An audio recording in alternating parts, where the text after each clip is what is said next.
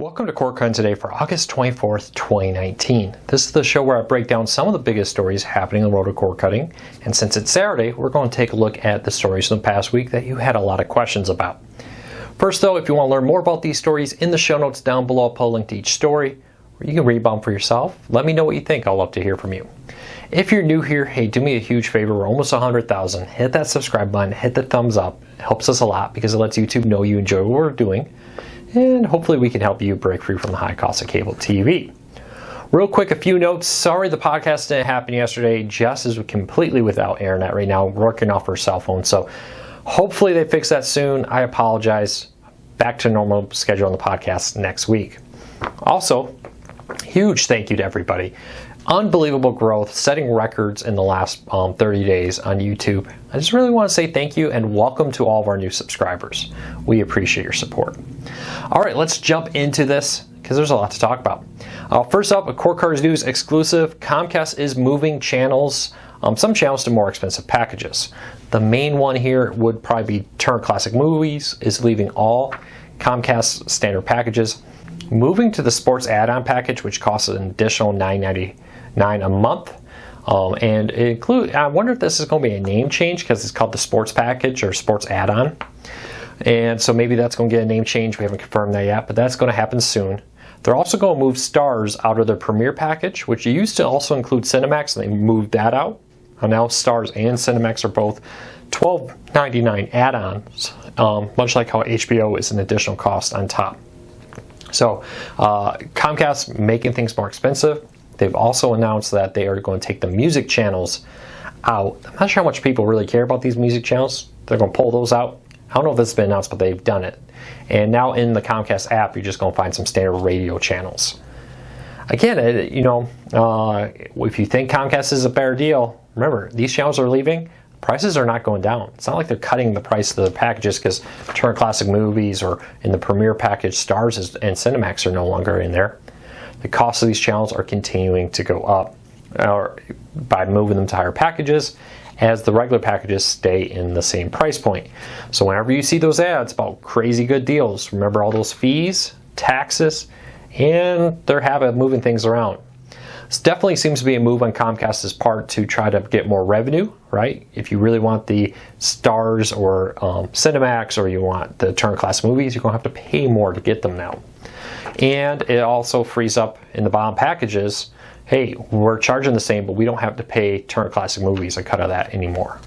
So let me know what you think of these moves. Does it surprise you? For all the attention focus on cord cutting, whenever there's a small, Netflix goes up $2. End of the world.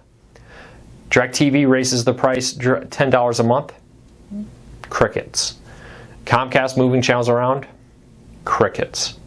It's really funny how, we see all these major news media sources talk about the rising cost of cord cutting, but we never hear the rising cost of cable TV. Am I crazy? Am I missing something? It seems like we may get a story here or a story there, but nothing like we get with the stories about the rising cost of cable TV or of cord cutting versus cable TV. So let me know what you think. I'd love to hear from you on this. I'd love to know if you're still a Comcast customer. Will this push you to cord cutting? Let me know. All right, so that's kind of the new news of the day, but we do have a lot of stories from the past week that a lot of people have been asking questions about. All week long, I do answer some questions, but I try to read all the comments as best I can. It's been a particularly busy week. I hope to have some announcements soon about what I've been trying to do behind the scenes to make Cord Cutters News even better, both on the YouTube and over at cordcuttersnews.com. But I've been reading your questions and your comments on our stories, and I'm going to try to address a few of them right here. Number one, start off with a story from about a week ago now. Hulu will likely dethrone Sling TV as the largest live TV streaming service by the end of 2019. Who knows? Could have already happened. But recently, we've been hearing a lot of news. According to Disney, Hulu is the fastest growing live TV service in the second quarter of 2019 calendar year.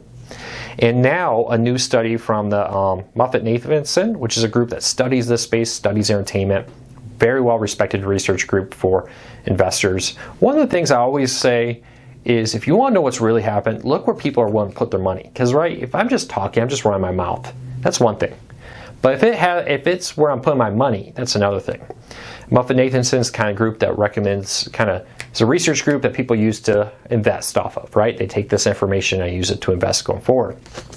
According to them, Hulu at this rate of growth will likely outgrow Sling TV this year, as they added 300,000 in the second quarter of 2019 compared to Sling TV's less than 100,000. And according to the report, Hulu with live TV has 2.4 million and Sling TV has 2.472 million. And like I said, at this rate, maybe even by now, because the quarter's been over a while, Hulu will be the largest live TV streaming service. A lot of people ask, what's the important thing about that? Why does that matter? Well, really, the largest service gets the ability to throw their weight around, right? If you are the biggest competitor on the market today, you're the one that gets to set the expectations, the standards. You become the gold standard everybody else is compared by. Netflix is the largest in on-demand. What is everybody compared to? Everybody's compared to Netflix. Apple TV Plus is coming out. What's it called? A Netflix-like streaming service. Amazon and Hulu, even though they both have a large subscriber base and both have been very well established and aggressive, what are they compared to? They're compared to Netflix. Well, the same thing will happen in live TV streaming services. So I'd love to know, how do you see this going out a year from now? Right now it's Sling TV, Hulu, YouTube TV, DirecTV Now, PlayStation Vue, Fubo TV, Philo, all those. We're not quite sure at the bottom how that all breaks out. Philo hasn't disclosed subscriber numbers, but we don't believe that. They believe at most they may be getting close to PlayStation Vue subscriber numbers. What do you think? Who do you think is the long-term winner here? PlayStation Vue has been making some changes, but quietly. You know, one of the most frustrating things about PlayStation Vue is they do things like add the NHL network. Most cable or live TV streaming services would have released a big press release. Hey, NHL network now live. NHL Network released a statement, but PlayStation Vue didn't reach out to the press about that. We did not see a lot of news happening around some of the new rollout of an updated Roku channel for PlayStation Vue. Complete crickets from Sony. So I think that's going to continue to hurt them.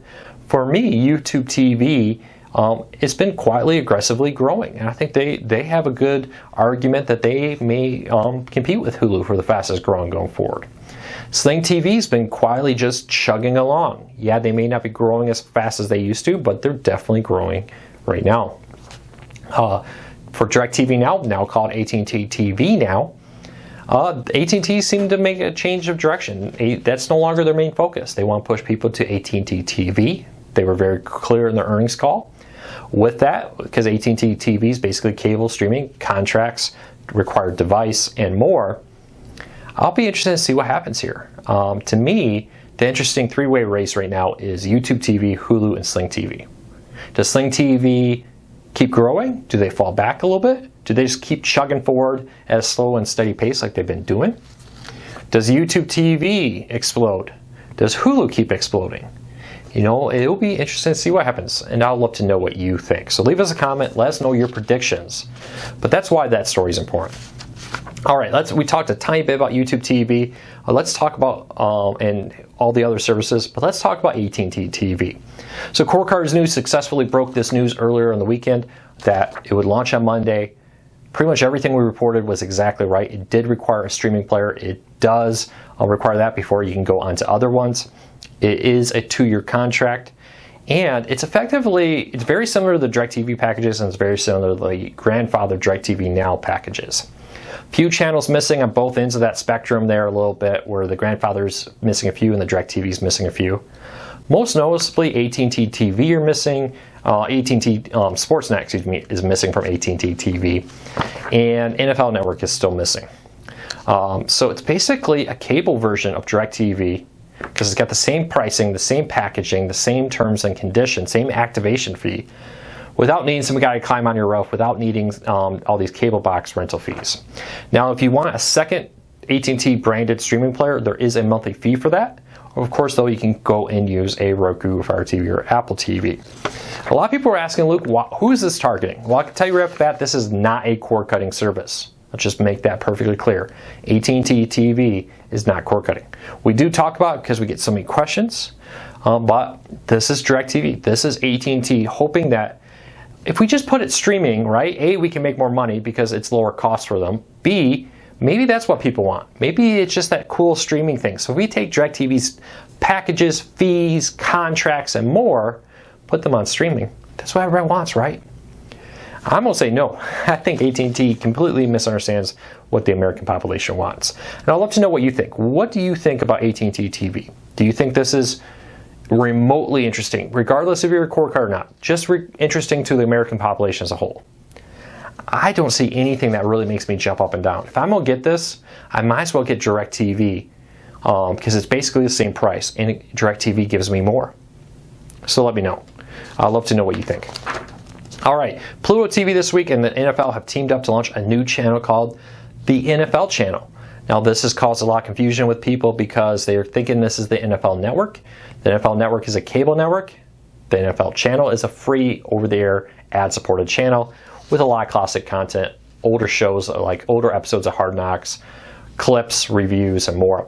Yesterday I was watching it and they had a marathon of some of the best NFL games for like the last 10 years, which was kind of cool, getting the spirit of football season getting started. Also seeing some highlight shows like the best 100 plays of 2018 and more on it. But a lot of people are trying to think this is like NFL network. It's not. Now it will include some content from the NFL network, some older back catalog content.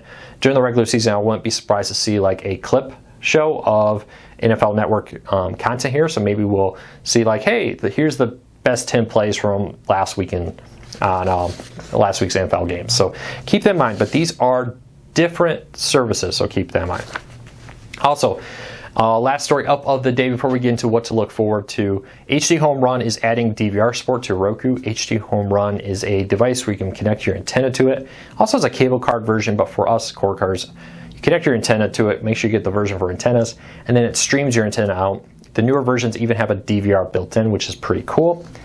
And now it recently launched a Roku channel where you could stream it directly to your Roku without needing like a Plex Media server or anything.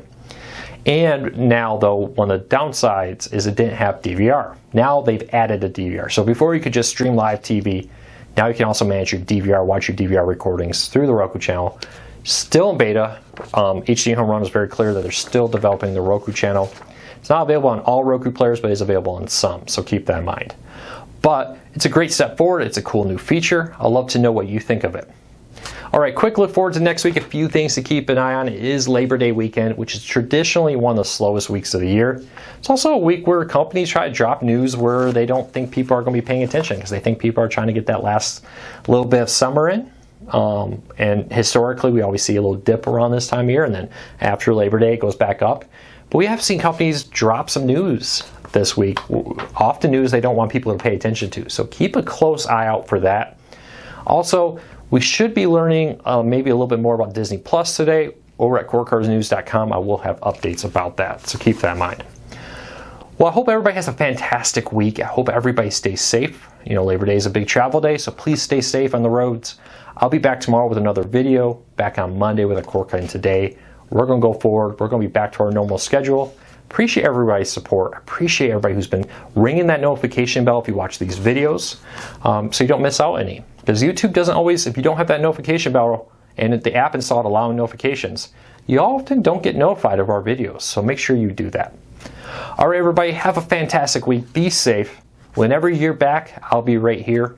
Take care, everybody.